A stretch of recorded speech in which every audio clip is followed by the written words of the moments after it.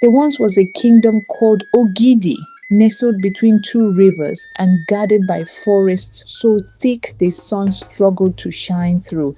It was a land of warriors, wisdom, and wealth. The people lived in peace, for they were ruled by a man of honor, King Kanu, the Lion of Ogidi. The king had 3 sons, each born under a different moon. The first, Obiora, was the thinker. He spent his days with scrolls, maps, and the elders. The second, Ikena, was the warrior, broad-shouldered, fearless, and always sharpening his blade. The youngest, Nnamdi, was different. He had the charm of a merchant, the eyes of a dreamer, and the pride of 1,000 kings.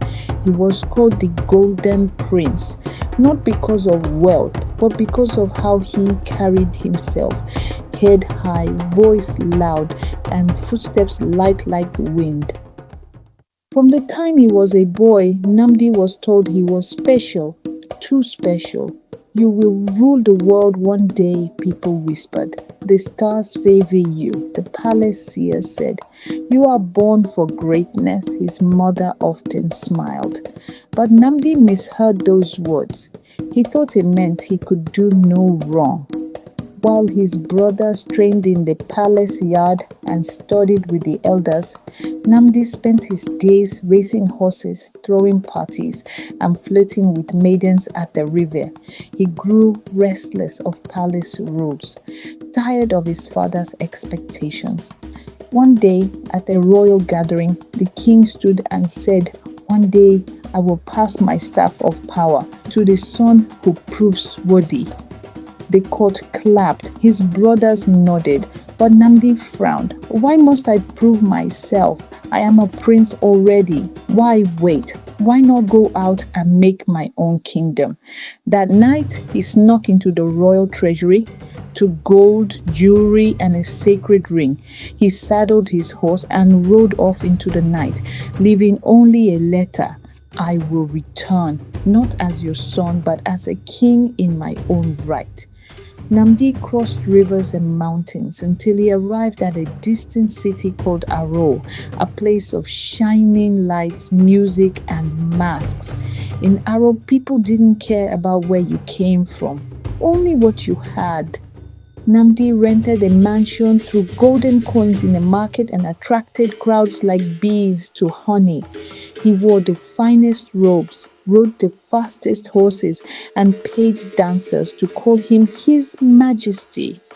He even hired guards to walk behind him just to feel important. He told wild stories. "I once killed a lion with a single arrow. I own 3 kingdoms in the south. The king of Ogidi begged me to stay." People believed him, or at least they pretended to, because his money was real. But gold, like pride, runs out if not replenished. Months passed, then years. One day he reached into his purse and it was empty. His guards vanished, his maidens fled, he sold his horses, then his mansion, then his ring. The same people who praised him now crossed the street to avoid him. Hungry, alone, and dressed in rags, Nnamdi wandered the alleys of Aro. Desperate, he approached a merchant who once called him brother. "Please, I need work," he begged. "I will wash floors, carry wood, anything." The merchant spat on the ground. "You work, go to the mud pits. That's where liars belong." Nnamdi was sent to a labor camp outside the city, shoveling mud, carrying stones, eating leftover porridge meant for dogs. His hands blistered, his skin darkened under the sun. His voice, once loud and proud, turned quiet. He cried at night, not because of the pain, but because he missed home. He remembered his father's voice, his brother's laughter, his mother's song. He missed being Nnamdi, not boy, not slave, not liar. Back in Ogidi, things were changing. The king had grown old. His breath came slow. His staff of power leaned more than he did. Whispers spread. Enemies from the north were planning war. One night, a shooting star flew across the sky. The village priest said, "The one who left must return, or Ogidi will fall." King Kanu sent riders across the lands. Drummers beat ancient rhythms calling his son home, but there was no sign of Nnamdi. The king whispered from his bed, "I should never have let him go." One night at the slave camp, Nnamdi met a strange old man. The man stared at him for a long time. "You carry the eyes of a prince, but the back of a slave. Why?" Nnamdi said nothing. The old man whispered, "If you want to be free, you must remember who you are. Pain has stripped you, but truth will rebuild you." That night, Nnamdi escaped. He ran through the woods, dodged arrows, crossed rivers swollen with rain, climbed cliffs that tore his palms open. He was chased. He was wounded. He almost drowned. But he didn't stop, because this time he wasn't running away. He was running home. He arrived at Ogidi barely alive, ragged, dirty, limping. The palace guards didn't recognize him. "Beggar, leave these gates before we beat you." Then he said in a broken voice, "Tell the king his son has returned." They laughed, but a servant who once raised him heard the voice and ran. Within minutes, the news spread through the palace like fire. Prince Nnamdi is alive. The king, now frail and breathless, rose from his bed for the first time in days. When he saw his son, kneeling, crying, trembling, he walked toward him.